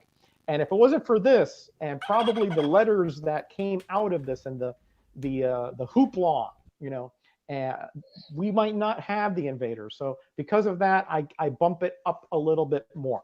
So overall, I give the concept a 4. Concept of 4. See, you and I were in sync on these Bronze Age books, my friend. We are today. We are today. Some days we're not so much. Some days not so much. Yeah. Some days we don't quite see the same thing in the same books. Nope. Anyways, we're going to move ahead. We're going to put Kenny up on the block here. Kenny, how do you feel about the concept today in our issue? Yeah. So, like with a lot of Bronze Age stuff and even Silver Age stuff, the overall the big picture story and themes that are being laid down, I think hold up really well. Since I kind of like cut my teeth on a lot of comic reading of books from the late 80s, 90s, and early 2000s. A lot of times when I do revisit this stuff, the panel-to-panel execution of dialogue and stuff, I do feel like, one, it'll give me like the roll my eyes a little more than, if you have that strong nostalgic tie to it from if you read it at that time. So, but that's not to say that the themes are hokey and the overall goals of the story are hokey, because I don't think they were in this. So I dug the idea of setting up Kang to be like the flawed villain at the end. He drops the ball because of his own nastiness. They do the classic, it's a move that they do in pro wrestling called when they put a guy over. Say you have, like, when Hulk Hogan was he was carrying the WWF on his back for the longest time, but then it was time for him to go out and do movies, and do the Hollywood thing. So it's time for someone else to kind of have to rise to the occasion, and they'll he put over Macho Man Randy Savage to go and you give him the rub, to kind of elevate the other guy. And that's what they did with old Black Knight here. This was to put Black Knight over, and they gave him the Avengers rub. He became an honorary member, even if it wasn't important enough to him to move to the States. He's still member of the team, so that was cool. They used it as a way to legitimize the Black Knight, which is nice. Bring in the Golden Age characters and cross them over. That's cool. So overall, I like what they did. I landed on a 3.5 for it. Nice. 3.5. Decent score. All right. So yeah, I agree with a lot of what you said there, Kenny. It's a book doesn't necessarily have to be written well to have a really great concept. Yeah. Sure. So anyways, let's move along and we'll get Genome, Mr. David. Sir, how did you feel about the writing about the concept of this book? Well, I'll tell you what gets a 5 is Kenny's analogy there, putting the next character over the next the title bearer. You know, that's such a great wrestling term there. But and Patrick Wall made a good point about him not putting him over Bret Hart. But I don't know, he was kind of out of the industry by that point, or not industry, but he's moving on to other things. I'd say Bret didn't want to put other people over as much either, though. But that's a story for another day. So here we go. Concept. So concept here was pretty interesting, actually. It's nothing new to want to put a new member on a team, but a lot of times they won't give you an entire, basically, book dedicated to said character to make them the hero and make them, so important. I'm sorry, I'm getting some feedback or something here.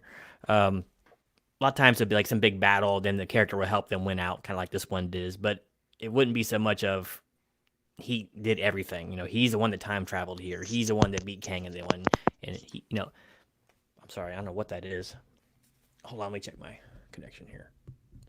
So that was all right. Not too bad. I really love the idea of two superpower beings fighting over the planet. Once again, I mentioned that earlier. One for the power to give or take life, and the other just to win a planet so he can destroy it. So he doesn't really care either way. Grandmaster. But I mean, it was kind of a cool concept. I like that. It was so cool to see a team of old face the team of new. The old versus the new. And while it was a bit contrived, it was cool how they brought them together. And I don't know, it kind of made sense in the storyline somewhat. So I thought that was nice. And there was some triumph to be had there, I guess, from the new guard. But it was, I don't know, just a lot of really cool ideas kind of put together in this book. Not everything gelled together perfectly, but I won't hold that against it. But nothing really too out of the ordinary here happened other than that. I'm gonna go ahead and go with a 3, better than average. But it's just, I'm not really too curious to see Black Knight being on the Avengers after this. And sorry, There a bomb up off? I know that it sounds like it's ticking down. Well, my boring bomb is ready to go off. So yeah, I'm gonna go ahead and give this one a 3, better than average. And it was a cool way to introduce the character rather than just do it like in a mini series or something. They just put it, did it right in the book itself. So yeah, 3, better than average, and kind of a cool idea of how Black Knight joins up.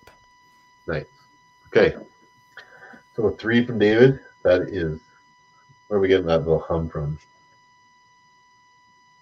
You hear it? I don't know if that's mine. I got my thing muted. Let me turn it back off again. That's not you, David. Add mute. Not you. Miracle, what if you mute yours? No, it's Matarog. Okay, we just turned it off. We just turned off Rogers for a second. All right, so concept. We've only got one more grader to throw in on this concept one, and that is the chat. So, chat, please give us your score on how you felt the concept of this. 2 cosmic beings fighting over the planet throughout time, manipulating the Avengers, manipulating the Squadron Sinister, manipulating the old school invaders. So lots going on in this book. Was it a good concept? Was it too convoluted? Who knows? Give us your grades now, please. All right. Hey, can I say one thing? I think Kang is, like, in terms of comic books, is a terrible spec book. People keep paying huge amount of money for Avengers 8, which is his first appearance. Awful. There is no way that the MCU is going to go back and do a whole nother time storyline. Besides, Endgame basically killed Kang's jam with the way they explain time travel. Right? So he can't go back and manipulate stuff, or he can, but it doesn't have any effect on what's going on in his future. Well, that's his thing, man. Yeah, that is. So I think people speculating on Kang, I don't think they would spend a whole big sections of their movie franchise doing the same thing over again. Yeah. Right? Leading up to another big time heist with Kang involved this time. So I think that one's I think that's a rumor that people should not be following.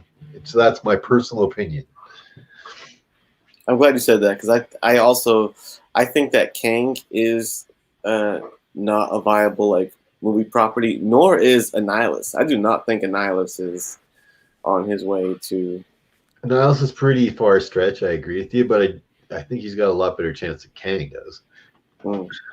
But yeah, I wouldn't bet on a Nihilus either.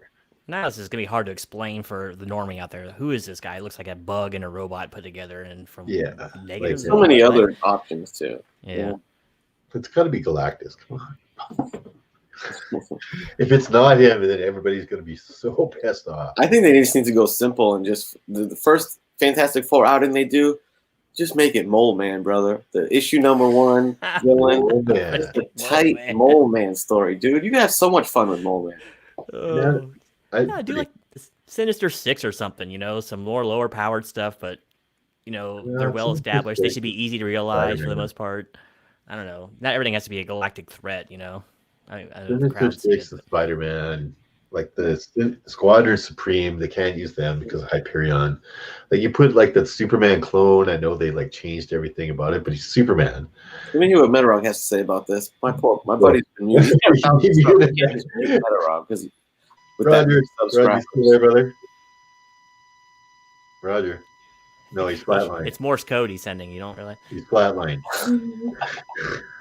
Subscriber overload. Yeah, I know. 1,000 subs. He can't be seen with us plebes down here. So. Oh no! It's getting worse. My boring bomb is it's about to detonate. So yeah, that Roger, say something. You might can't even hear Roger. If you can hear us, wave in front of your camera. Okay. We can't hear you, brother. Are you done? That's okay. We're almost through this whole. Yeah. So I what do just we hope got they for? don't. Let me go through it. We'll let Roger go through it. Kenny, you gonna write this down? Chat grades. Oh, I see some hand motions. Oh, he dropped off. Stay away from the light, Roger. Kenny, you got some? Yeah. Take down some grades here. Sure.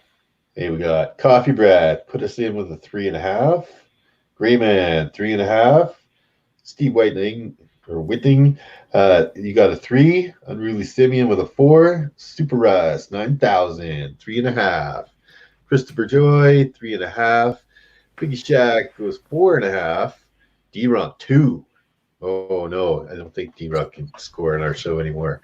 Yeah, that's all we got for people that's tossed in grades there. Yeah, Steve Metarog came back for us. Roger, you there? Hey, can you hear me? Yeah, we can hear much you. better. Yeah. All right. I don't know what happened. Everything just went like dark on me. Wow, it was just like squealing on your end, on this end. Ugh, weird. Yeah, it was weird. I hope though they don't bring Hyperion or other nonsense like that. Century, don't bring those guys into the MCU, please, for goodness sake. No, they can't put Hyperion. I mean, it's one thing to put him in a comic book. DC will kind of look the other way.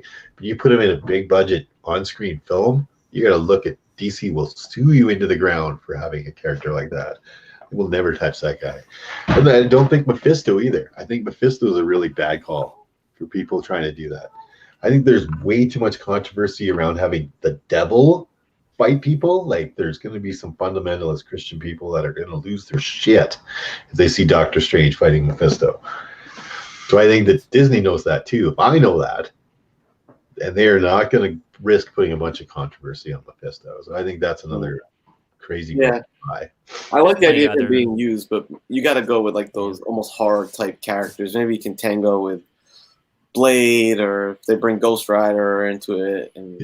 But just think of all the other characters they could bring in that have no controversy attached to them. Like, because Mephisto is the devil, like the whole Christian concept of the devil, man. And like, I think a lot of people would take offense to having Doctor Strange play like a Jesus role and fighting him, right? Like, I don't think it's possible. Shumagorath, baby, come on. Yeah, Shumagorath would be a much better character. Yeah. You got the other guy, Satanish, but I can't really use him either. If you're going for like supernatural beings, you could use what was his name? Sidorak, I guess. You could bring him in, but he's so uber powerful, he'd blow over Doctor Strange. So I don't know. Most of the like Fear Lords stuff, they're pretty powerful beings, right? Mm-hmm. Right. But their power kind of levels down when they get onto Doctor Strange's plane. When they get into ours, like he's the Sorcerer Supreme, right? If you go to Shumagorath's own plane of existence, if Doctor Strange is completely overpowered by him. Yeah.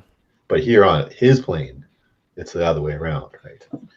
Did you guys go over the scores yet? Yes, Yep. we What was did. the overall there, Kenneth? Oh, okay. So yeah, all we have left is one last category, and that is the overall concept of this book. Hey, real quick, Kenny, what was the overall chat score? 3.5. 3.5. 3.5. There was a lot of 3.5 for the concept of this book, which is a good score. That's solid. Yeah. Better than serviceable, right? So we're gonna go with the overall of how this book set up for you guys. How did you feel about it? Was it good? Was it bad? And we'll start back at the beginning, and we'll start with you, Kenny.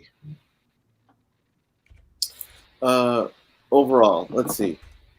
So the cover grade, I gave it a 4, right? Cover got a 4. I thought it was pretty cool. Nice little action going on there. Pretty classic.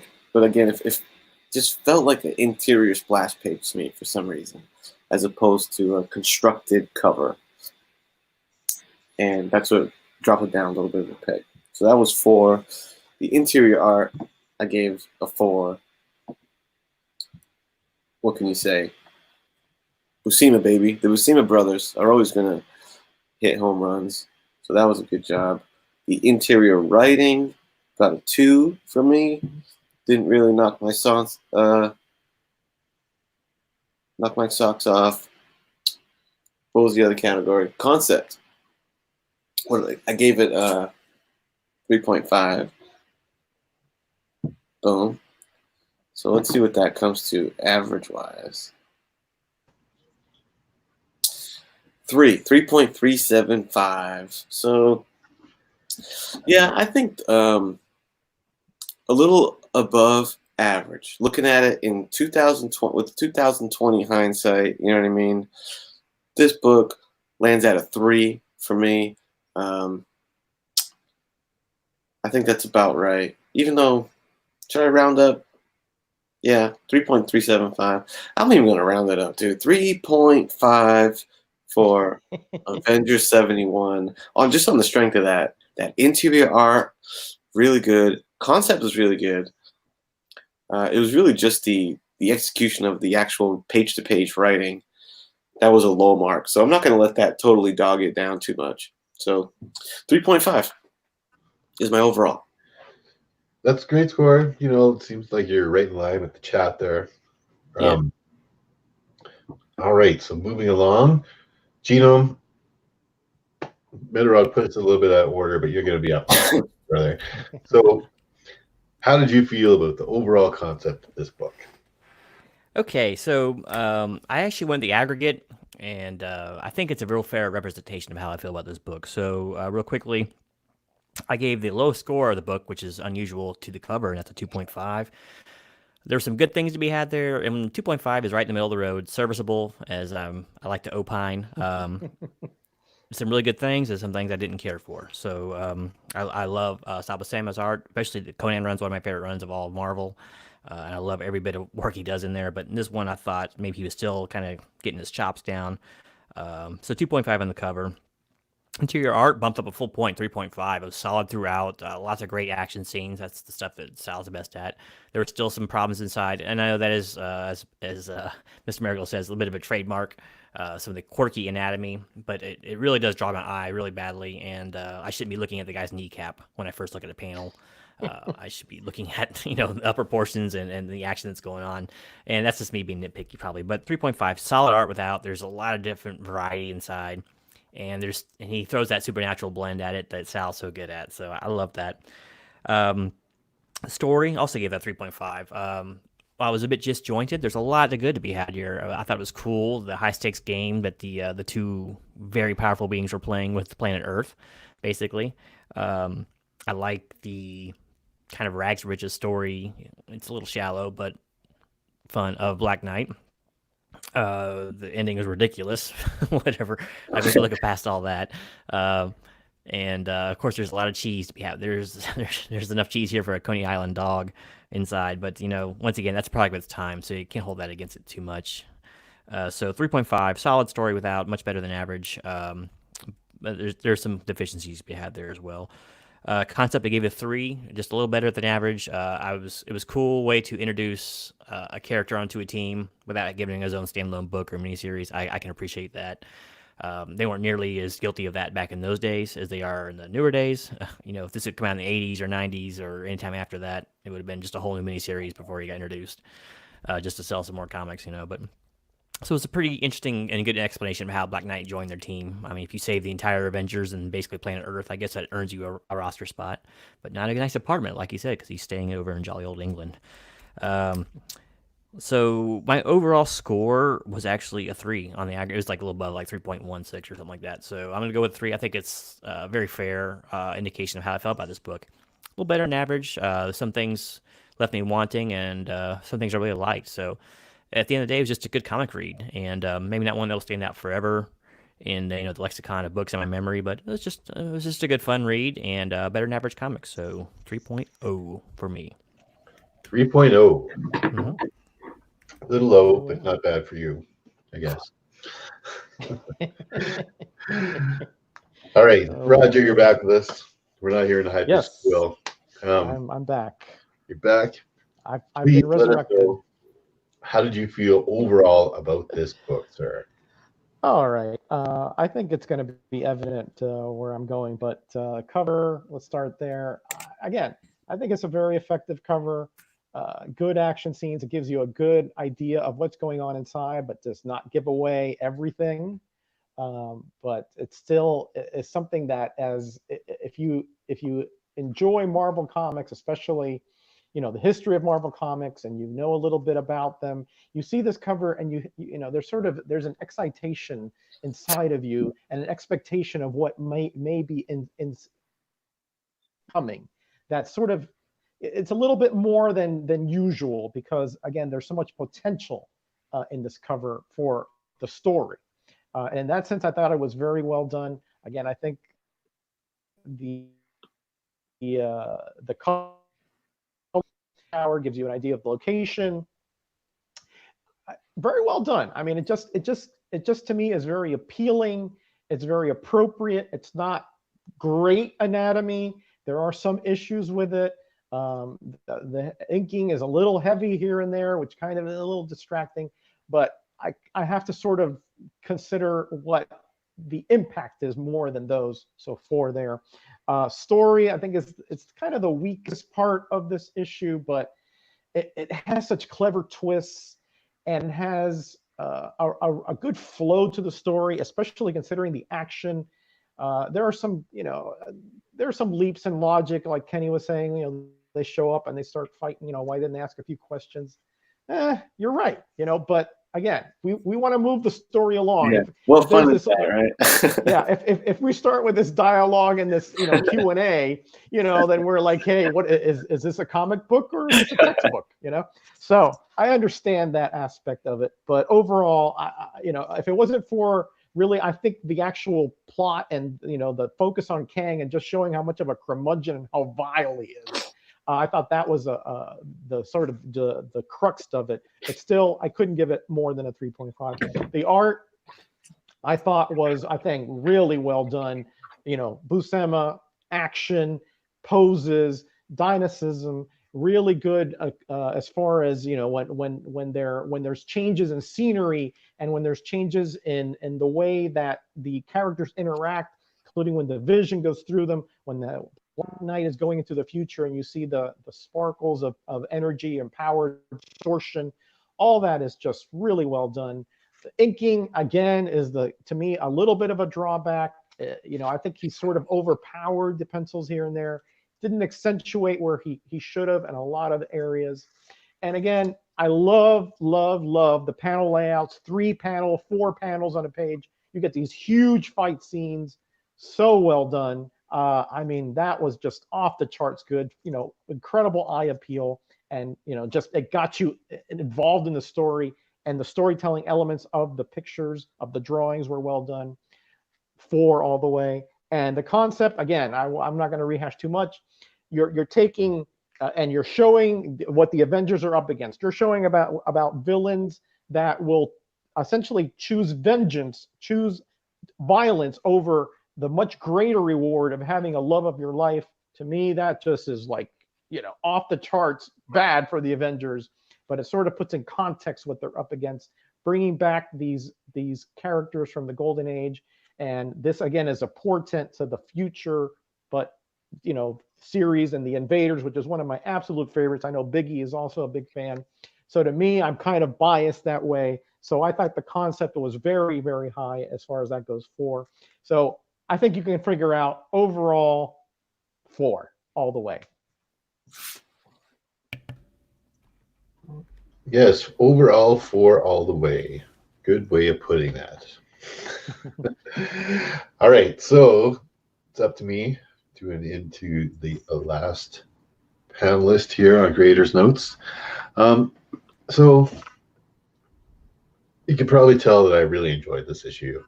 I enjoy Bronze Age comics. I enjoy Sal Buscema. I'm quite a fan of Roy Thomas most of the time. His writing is pretty good. So try not to, like, you guys kind of wrecked it for me, pointing out all the little nasty details. And I was like, oh yeah, I guess that's kind of lame, but I love it. But yeah, it's like, damn Raiders Notes. But like I said, I could have just taken the average score, but I really, overall for me, and just the nostalgic feeling it gives me reading comic books like this, and the reason why I had it in my collection, and the reason why I picked it as today's pick, it's just, I ended up giving it full on 4. Bumped it up just a slight little bit, just for nostalgic reasons. Didn't take the average of everything. So yeah, I'm good with a 4.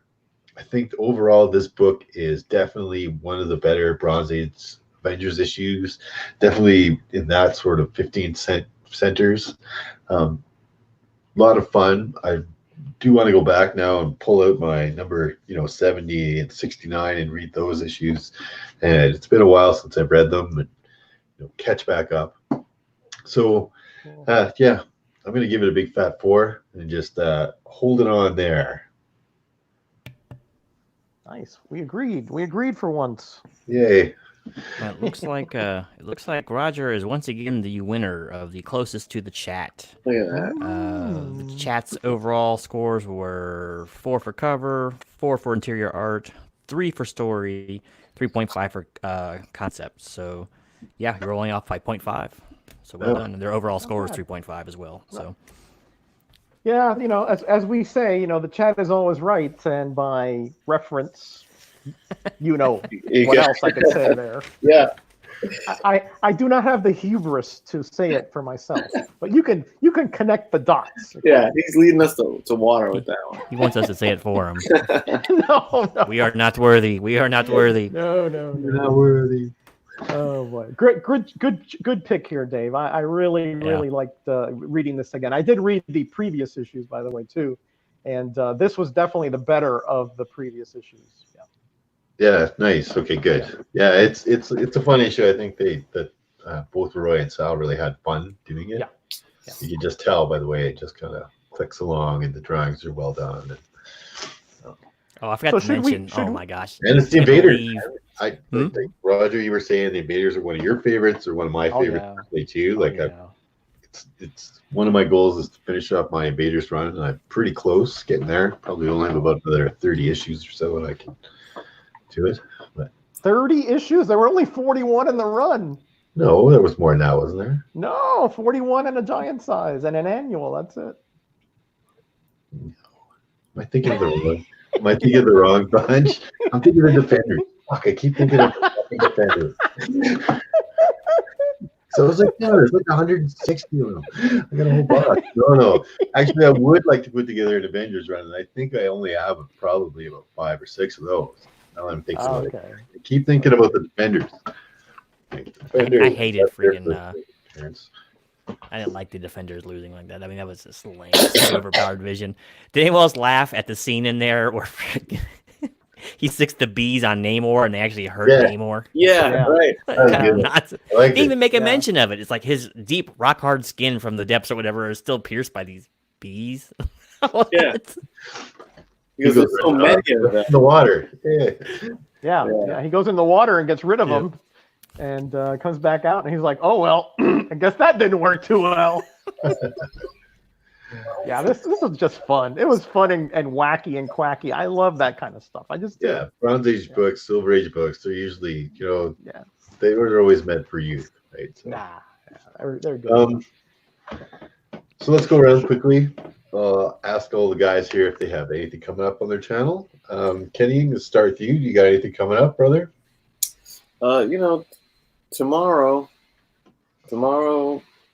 I'll be around on the YouTubes, because we're gonna do a little mega power action with myself and Biggie. He says he's gonna we're gonna randomize and raffle off the winner of the Biggie Shack contest. Cool. So I think that's still the plan. So that'll be exciting. That's a big show. Have some fun with that. Is that Biggie's first contest? Yeah, I think that is Biggie's first contest. Nice. And Tony Sanders is back. The Tony Sanders channel and the hunt and stuff was on a little hiatus, but it's back. I christened it back. Me and Biggie actually christened it back last week, and I won myself the cover championship title, brother. So it's my duty to defend that cover championship, and I got tough competition because I'm facing off one of the most dangerous men on YouTube, Metarog's partner in crime, Bub the Beast. So I got my work cut out for me with Big Bub, man. He doesn't play around. Nice. Oof, that's gonna be a heck of a battle. That's gonna be one for the ages, there, boy. Yeah. Yeah. So that's what I have going on. Nice. There's always lots going on your channel, Kenny. Anybody that's in the chat isn't subscribed to anybody on this panel, you're missing out because all these guys put out a great amount of content, way more than I do, and it's always entertaining. I watch all of their stuff. Well, maybe not all of it. That's a little bit of a white lie. That's a bit of a white lie, but I watch a lot of your stuff. Kino, how about your channel? What's coming up? Oh, it's always fun and games. But before we get to my channel, I want to throw out a huge shout out to a guy who's too modest to do it himself. Big congrats to Metarog on 1,000 subs and over. Yeah. Amazing accomplishment. Yes. Well deserved. He does so much for the community, and it was just a long time coming. So big congrats, sir. Thanks, buddy. Thanks, I appreciate that. No problem at all. So we're looking forward to your big face reveal at some point. But anyway, we'll talk about that in a minute. What's that? We'll talk about that in a minute. Okay. So my channel's got a couple different things going on. The oft-mentioned interview with John Beatty has taken place. I am going to be editing some footage. We talked for like 2 hours.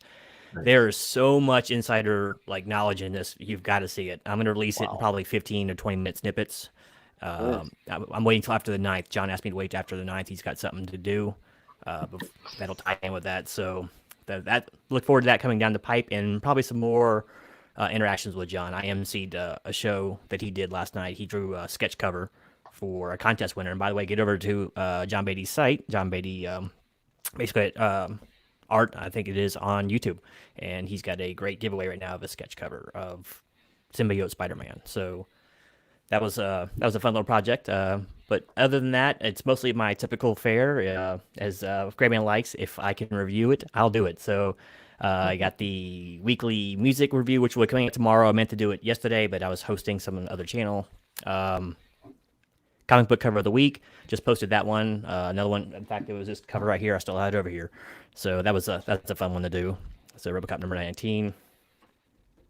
And just let's see, we just reviewed the Fifth Element, so we got more Star Trek reviews coming up. So basically, it's just gonna be a review fest on the channel, and I'm also gonna start hunting some of the Conan run, the Basima. We were talking about Basima before tonight, so if I do start hunting those up in the wild, I will try to chart my course, as it were, and put some videos out of that. But that's about it for right now for the channel. That's about it. I can take a breath. You got a lot going on your channel. See, I'm telling you, these guys are overachiever here. Yeah. Plus, Blinky's channel is still going too. So, all right, and Roger, please, sir, you must have stuff coming up on your channel as well. Sure, sure. We always got something coming up. Yeah, and thank you, Gino, for that Fifth Element video. One of my favorite movies. And you know, watch Genome's review of that. He does a great job, I think, doing an impartial kind of review. Because me, when I see it, I'm like, I know every line of dialogue, so I'm like invested in it. But Genome does a good job there. Well, as usual, the usual stuff. I got the roundups on Thursday and my special videos on Tuesday. And originally, I was thinking of doing a Road to 1,000 subscriber contest. But of course, that's now moot because of the video that Bueller did. And now I have over 100 subscribers more than I did this past weekend due to that. And I take that it's sort of a double-edged sword, right? Because you have that, but you also feel a responsibility to those subscribers. So I am definitely racking my head to make sure that I do the best content that I can for them, because it's almost like a trust issue there. They trusting in Bueller, and I don't want to let him down. So what I am going to be doing, though, and you gentlemen will be invited, of course, and many other members of the community, is I want to do a live stream with a lot of giveaways. It's going to be a community appreciation stream where everybody in the community, I want them there because there's going to be some special events going on that will hopefully help me to give back to this great community that has given me so much. I am not currently able to live stream on my phone. I've been told that it may take a week to 10 days. But this week, I'm going to be probably announcing when that will be. And again, maybe even Friday sometime. I'm going to try to do it at a time where, not everybody's on, because I don't want to, step on anybody's toes.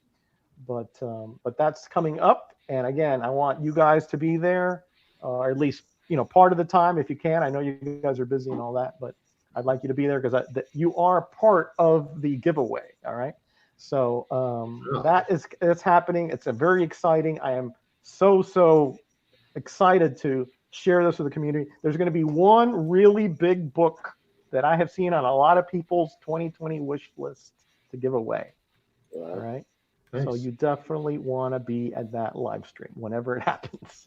I like surprises. All right. Hey, Dave, did you see Logan Torres' comment up there? It was specifically towards you. What did Logan say? Scroll up just a little bit. Hello?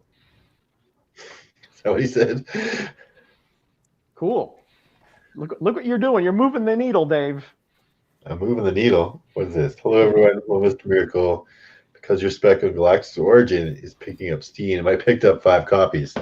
Nice. Good job, Logan. There you go. I get that kind of messages from people all the time. I mean, I told people to buy that Galactus book fucking 3 months ago. It just showed up on a hot comic list on Key Collector, right? Like, I handed one to a guy in the comic shop just the other day. I was like, hey, this is a hot book. You should take this. And it was just in the stacks, and they only had a $10 price tag on it. So I was like, dude, take this book. I already have a couple copies. Nice. Paying it forward. For people, that's nice of you. I believe in comic karma is for real. Like, people are like, oh, I wanted that book. I'd be like, oh, I saw it at this comic shop down in this box, 3rd row from the back, right towards the end of the box. Go down there. Hey, man, I found that comic you put on me. I'm like, good.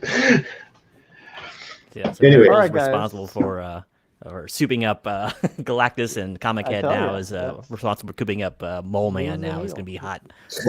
Yeah, his first appearance was Fantastic Four #1. So good luck. I don't think that's a hot book because of Mole Man. Anyways, coming up on my channel, there will always be some more spec videos, get some more undervalued stuff going, and I've got one. I just got to film it tomorrow. I'll get around to it. Anyways, guys, thanks everybody in the chat. Thanks to everybody on my panel tonight. Always Graders Notes is such a lot of fun. I really look forward to doing this with these guys every couple of weeks. So next time, Roger, you may not be here, right? Is that the deal? Correct. So we may have a guest panelist in Rogers Place, and we haven't quite decided on a book yet, so we're gonna figure that out. It'll be a good one. And It'll be a- figure it out. Maybe I'll do like a little video on my channel and just give everyone an update for those who like to maybe get the book ahead of time. I'll keep the people posted. And I'm sure we could get Roger to plug us in the comic roundup. Oh yeah, absolutely. Yeah. Anyways, Yep, absolutely. like I said, everybody, thank you so much for joining us tonight. I know some of you guys are all the way over in Europe and it's getting late. And so just a reminder, every day, or Wednesdays are new comic book day, but every day is old comic book day. So this has been Creator's Notes, and we'll see you guys later. I screwed that up. You're Not a still bad alive. little catchphrase there.